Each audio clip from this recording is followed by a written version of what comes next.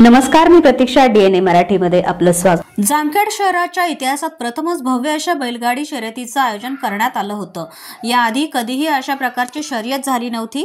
विविध सांस्कृतिक आणि धार्मिक उपक्रमांमुळे ओळखली जाणारी जामखेडची नागपंचमी यंदा एका भव्य पर्वाची सुरुवात झाली. नागपंचमीच्या दुसऱ्या दिवशी सुरू झालेल्या या बैलगाडी शर्यतीला पाहण्यासाठी नागरिकांनी मोठी गर्दी केली होती. नगराध्यक्ष राळेबात यांच्या पुढाकाराने ही शर्यत भरवण्यात आली. त्यांनी यंदाची पारंपरिक प्रथा बाजूला ठेवत बैलगाडी शर्यतीसाठी मैदान सजवलं.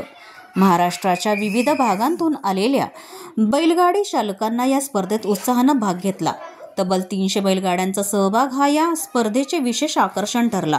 शहरवासियांसह आजूबाजूच्या गावातील लोकांनी मोठ्या संख्येने हजेरी लावत शर्यतीचा आनंद घेतला. नगराध्यक्ष राळेबात यांनी सांगितले की यापुढील काळात दरवर्षी नागपंचमीच्या निमित्तानंही बैलगाडी शर्यत मोठ्या उत्साहात साजरी केली जाईल.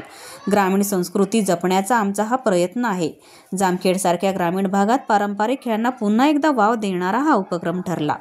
या बैलगाडा शर्यतीच्या कार्यक्रमानिमित्त आम्ही इथून माग जामखेड हा वेगळ्या पद्धतीने ओळखलं जायचं पंचमीला.